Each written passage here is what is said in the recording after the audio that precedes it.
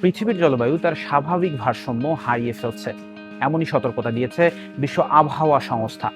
সংস্থাটির মতে বর্তমান সময়ে যে মাত্রার ক্লাইমেট ইমব্যালেন্স বা জলবায়ুর অসমতা দেখা যাচ্ছে তা ইতিহাসে নজিরবিহীন। সংস্থাটির তথ্য অনুযায়ী 2015 থেকে 2025 সাল পর্যন্ত সময়কালটি ইতিহাসের সবচেয়ে উষ্ণ 11 বছর হিসেবে রেকর্ড করা হয়েছে।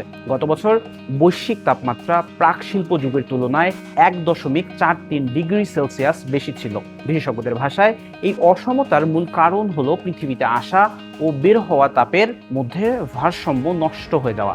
সাধারণভাবে সূর্য থেকে যে পরিমাণ শক্তি বা তাপ পৃথিবীতে আসে তার সমপরিমাণ তাপ মহাশূন্যে ফিরে যাওয়ার কথা, কিন্তু বর্তমানে সেই প্রক্রিয়ার ব্যাঘাত ঘটছে। ফলে কম তাপ বাইরে বের হচ্ছে এবং বেশি তাপ পৃথিবীর ভেতরে জমা হচ্ছে, যাকে এনার্জি ইমব্যালেন্স বলা হয়। এর প্রভাব সরাসরি পড়ছে বৈশ্বিক তাপমাত্রায়। এই তাপমাত্রা বৃদ্ধির পেছনে বড় ভূমিকা রাখছে গ্রিনহাউস গ্যাসের অস্বাভাবিক বৃদ্ধি, বিশেষ করে কার্বন ডাইঅক্সাইড, মিথেন এবং নাইট্রাস অক্সাইড রেকর্ড পরিমাণে বেড়েছে। এসব গ্যাস বায়ুমণ্ডলে তাপ আটকে রেখে পৃথিবীকে আরও উষ্ণ করে তুলছে। এই অতিরিক্ত তাপের বড় অংশ শোষণ করছে সমুদ্র।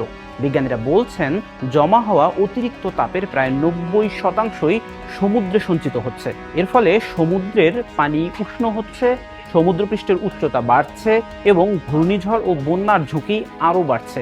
বিশ্বের প্রায় 3 বিলিয়ন মানুষ সরাসরি সমুদ্রের উপর নির্ভরশীল এবং প্রায় 11% মানুষ উপকূলীয় অঞ্চলে বসবাস করে, যারা এই পরিবর্তনের সবচেয়ে বড় ঝুঁকিতে রয়েছে।